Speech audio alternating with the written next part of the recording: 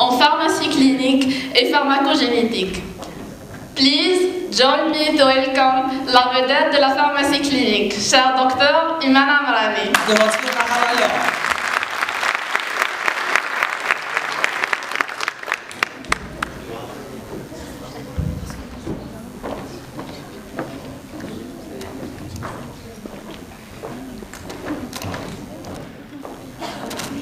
On voit rien d'ici. So my presentation today is going to be in English. I will mix with some Arabic and some French. And I will try to continue with what Mrs. Fadwa said before and what Dr. Shiba has also added about pharmacy. So the first question that we all ask is, why do we choose pharmacy? Is actually the purpose of this PTE is to look for reasons to inspire students why should they continue or why should they even start the pharmacy practice. I need to change.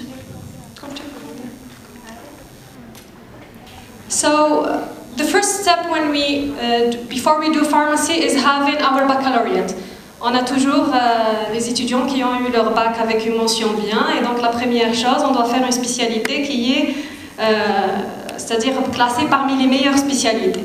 Et donc, il y a plusieurs personnes qui ont choisi la pharmacie parce qu'ils voulaient faire pharmacie, il y en a d'autres qui ont choisi la pharmacie pour d'autres raisons, y compris, c'est que je suis pharmacien et donc j'aurai le titre docteur, etc. Donc, we will see now what are the reasons for choosing pharmacy. One of the reasons is when we were in high school, we loved chemistry and we were interested in seeing how drugs work. This is one of the reasons. The second one is we wanted to have an impact and we wanted to have to help people get well. Many of you surely has thought, I want to help people, help patients to get improved with their health. Because we thought in pharmacy there is a wide variety of career opportunities. As we have seen, we have industrial pharmacy, we have community pharmacy, la pharmacie d'officine, we have clinical pharmacy, we have specialists in chemistry and other fields, hospital pharmacy also. So pharmacy is kind of one of the specialties which gives you the opportunity to do anything you want just by going through 5 years or 6 years of major. Because we think that we can own our own business, so I will be my own boss. So, as we have many community pharmacists here, they will talk to you about their experiences with having their own business. Because we can undertake research, so pharmacists can be both pharmacists and researchers.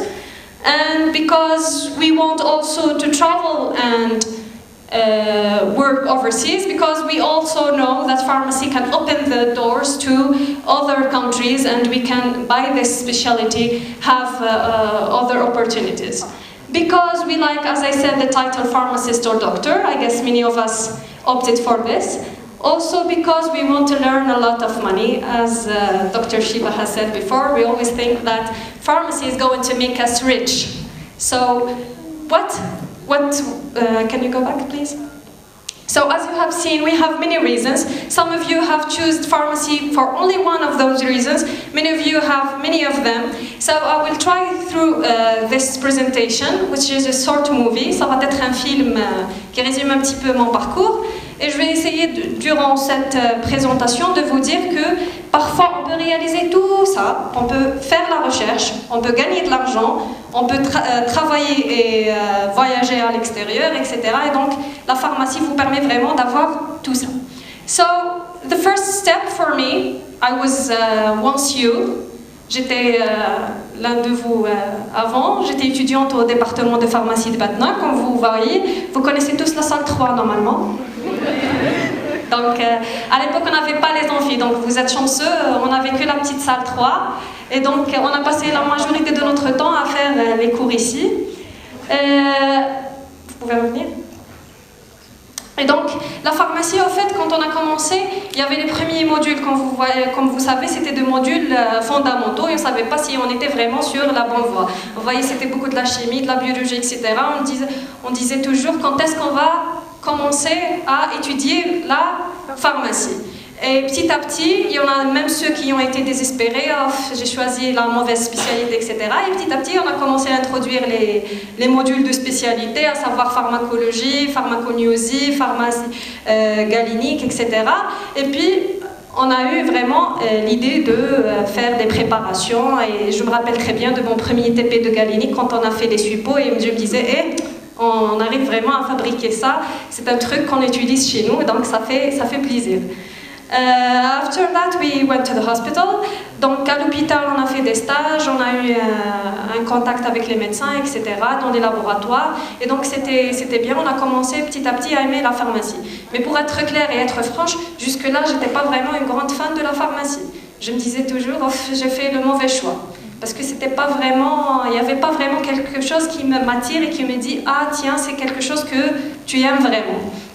Et donc là, on a terminé, il y avait là la cérémonie de fin d'études, etc. Durant ma 5e année, j'étais surprise que j'étais classée parmi les 3 premiers étudiants et on a fait un concours de bourse à l'étranger. Et donc on a passé le concours, etc. Bon, j'étais pas aussi très sûre que je vais avoir le concours parce que pour être claire, quand j'étais étudiante, j'étais pas vraiment le genre d'étudiant qui est studieux, qui est tout le temps branché études. J'étais le genre qui aime faire la balance entre études et avoir une certaine vie personnelle passionnée, quoi. Et donc quand j'ai passé le concours, bizarrement, j'ai étudié, oui, j'ai fait de mon mieux, j'ai travaillé très dur pour réussir le concours. Et oups, j'étais bien classée et on m'a donné une bourse à l'étranger.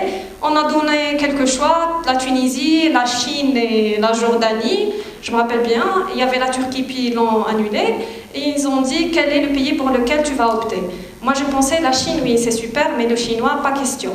Donc j'ai pensé à l'anglais, j'ai dit moi j'aime l'anglais, donc la Jordanie, j'entends qu'ils ont un système médical qui est intéressant, donc je vais opter pour la Jordanie et j'ai demandé la Jordanie. Je vais vous dire un petit secret, peut-être qu'il n'y a personne qui le connaît, moi je n'ai pas demandé pharmacie clinique, pas du tout. Je ne connaissais pas cette spécialité, c'est une spécialité qui était inconnue à l'époque. J'ai demandé au fait pharmacie galinique. Et pourtant, je n'étais pas vraiment une étudiante excellente en pharmacie galinique, mais je me disais, l'industrie, c'est un monde passionnant, je vais opter pour l'industrie. Et à ma surprise, apparemment, l'université jordanienne pour laquelle ils m'ont envoyé, ils ont demandé que des pharmaciens cliniciens, des étudiants en pharmacie clinique. Et donc, ils m'ont donné pharmacie clinique. Je me disais, bof, clinique, ça veut dire médecine. Moi, j'ai toujours voulu faire médecine aussi. En cachette, donc j'ai dit pourquoi pas avoir les deux, pharmacie et médecine. Et donc j'ai fait en fait pharmacie clinique en Jordanie. Et donc là, j'ai quelques photos de la faculté dans laquelle j'ai fait mes études, à l'hôpital aussi. Et donc, quand vous connaissez tous, ou peut-être il y a parmi vous qui ne connaissent pas la pharmacie clinique, en fait, c'est la pharmacie clinique, c'est d'avoir le pharmacien au lit du patient.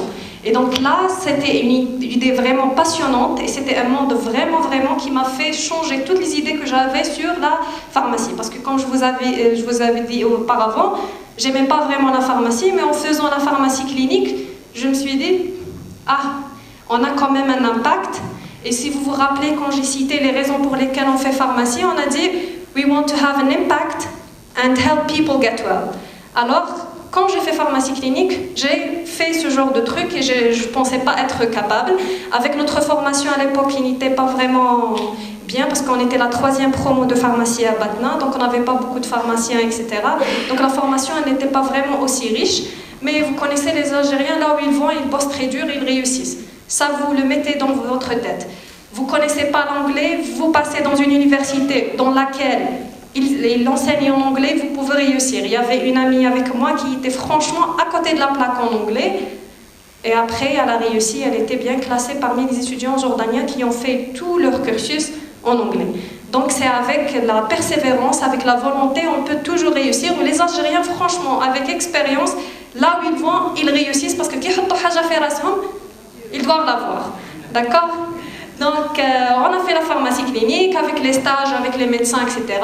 Et c'était le premier bonheur, c'était donc quand j'ai fait ma première recommandation et que le médecin a accepté et que j'ai remarqué par la suite avec le suivi des patients que ma recommandation avait un impact positif sur l'état de santé du patient. Et là, je me suis dit, finalement, j'ai un rôle dans la vie, donc ça fait plaisir. Et du coup, je vous conseille toujours de ne pas juger le livre par son couvercle, parce que avec le temps, vous pouvez toujours changer, vous pouvez toujours avoir un rôle encore meilleur dans la société. Donc ça pour la première chose.